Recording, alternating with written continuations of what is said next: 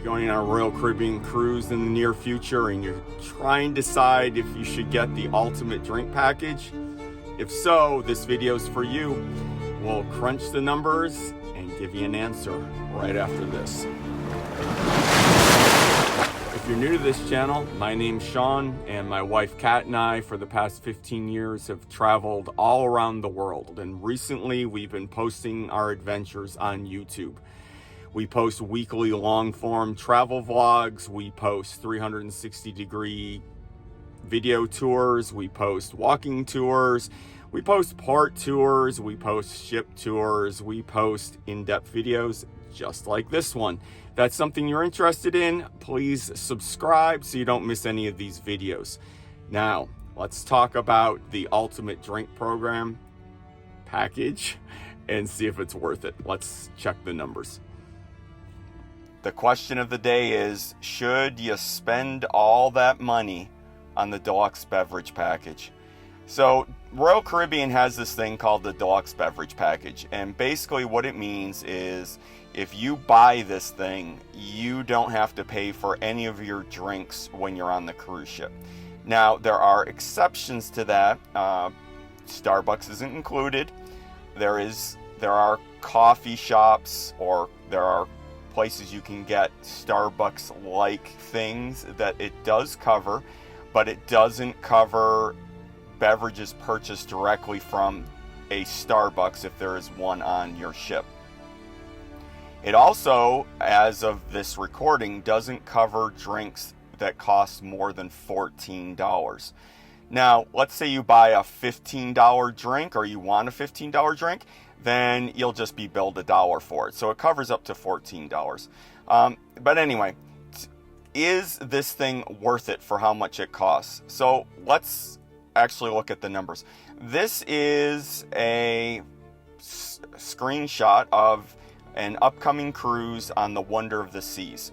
And on the Wonder of the Seas, they are currently charging $72.99 per guest per day. Now, this is important to keep in mind. If there are 2 people in the cabin, or more than 2 people in the cabin, that are over 21, everyone that's over 21 that's in the same cabin has to buy the Deluxe Beverage package. You can't just have one person buy it, because obviously, if some people that would do that would then get drinks for other people in their cabin. So you have to, like when Kat and I go on a cruise, we would both have to purchase this. Now, there is a workaround that you can do. If one person, for example, doesn't drink alcohol, or has a medical condition that prevents them from drinking alcohol, or whatever, you can call up Royal Caribbean directly and ask for the next step down, which I believe is called the refreshment package, which basically covers everything except alcohol. And they have been known to allow that, but let's just assume that that's not the case. So everyone in the cabin that's over 21, if one person gets it, everyone that's over 21 has to get it. And as I said, right now, Wonder of the Seas is $72.99 per guest per day. So let's take a look. I know there's a lot of numbers here on the screen, but let's take a look at the next 4 cruises that Kat and I are going on and determine whether or not this is worth it for us and whether or not it's worth it for you. So if you look here, these are, as I said, these are the next, not in the correct order, however, but these are the next cruises that ships that Kat and I are going on with Royal Caribbean. Wonder of the Seas, Radiance of the Seas, Adventures of the Seas, and Symphony of the Seas. And this is the discounted price for the Deluxe Beverage package for the entire cruise. Now, if you look here, these first 3 cruises are all 7 days, and the Symphony of the Seas is 8 days. That's why this is, so much more. And this is what it breaks down to cost per day. Now, if you watched our other video on whether or not the dining package, the full dining package, is worth it, there was a correlation between ship size and cost for that. And it appears the same here. So Symphony and Wonder of the Seas are both Oasis class ships, which means big ships.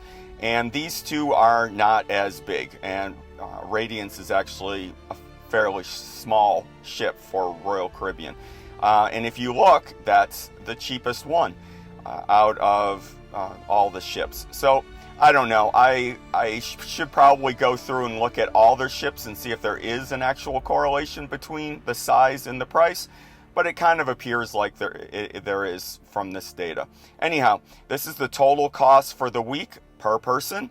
This is the total cost per day per person. Now, this next table shows how many drinks you would have to consume to break even or to not lose money, because obviously you can't drink. I mean, you can, but they're not going to charge you for a quarter of a drink or 3/4 of a drink or half a drink. So that's what this is. But before we look at that, let's go down to the actual cost. So what I did is I went through and found the average cost for all of these. Now, cocktails, that would be like pina coladas, Bloody Marys, Mai Tais, whatever. The average cost for those is $12. Now, the funny thing is, whenever I get a cocktail, it always costs me $14. So, but anyhow, this is the average. If you look at the range of prices for cocktails on a Royal Caribbean ship, the average cost for a cocktail is $12. The average cost for a beer is $8. By the way, the range for the cocktails, I believe, is between 10 and 14. Wine, the average is $17 a glass. The drink of the day, that's every day they have a special drink, like the pina colada might be the drink of the day. That is discounted and costs $8. A latte costs $4.25. Remember, not Starbucks. And a soda costs $3.25. So in other words, if I was on Wonder of the Seas, I would have to drink 6 cocktails in order to not lose money on the deluxe drink package. I would have to drink 10 beers. I would die if I drank 10 beers in order to break even every day. I would have to drink 5 glasses of wine. So as you can see, obviously, the more expensive something is, the less you would have to drink of it in order to not lose money by purchasing this package. The number of drinks of the day, which are $8, same as beer, you have to drink 10 of those, 18 lattes and 24 sodas. So that seems like an awful lot. Okay, let's go to the cheaper one, Radiance of the Seas. It's still 6 for cocktails, 8 for beer, 4 for wine, 8 for drink of the day, 16 for lattes, and 21 for sodas.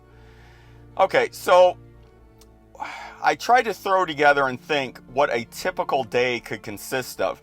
Now, Kat hardly drinks any alcohol at all, and I am a beer drinker. I very rarely drink any alcohol that isn't beer.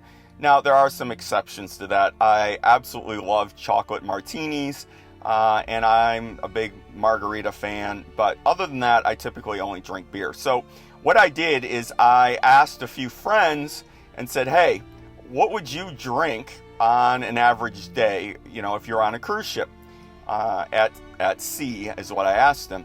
And this is what I came up with as an average. So basically down here, you start the day off with a latte. Throughout the day, you have a couple sodas. You have, maybe before dinner, the drink of the day. You go to dinner and you have a couple glasses of wine in a specialty dining restaurant. Get done with dinner, maybe you have a beer, and then you have a couple cocktails. Again, if I drank this, so get rid of the latte and the soda, that means there's 2, 4, 6 drinks with alcohol in that day. And man, that would be a lot. So that comes out to be, if you actually purchase these directly, assuming the average cost would be $84.75 for that day. So if you look down here at the bottom, that means you would save only $6.76 on Wonder. You would save quite a bit, almost $20 on Radiance, basically $9 in Adventure, and you'd only save 76 cents on Symphony. That's crazy. Per day. This is obviously per day savings. Here's the problem. And the problem is port days. Because when you're in port, you're off the cruise ship. And depending on the port you're in, you could be gone for the entire day. And think about that. If you're not on the ship, how much are you going to be drinking on the ship? Nothing. Because you're not on the ship. So you're going to be buying drinks and when you're in port. But you could have, obviously, a latte in the morning. But other than that, the rest of this stuff, you're going to have to drink once you get back on the ship, or you're going to lose money for that day. And if you lose money for that day, that means you're going to have to drink more on the rest of the days on the cruise. So I guess it boils down to how many sea days are on your cruise and how many port days are there on your cruise. Because if you have more sea days, then chances are it's going to be easier for you to drink this much.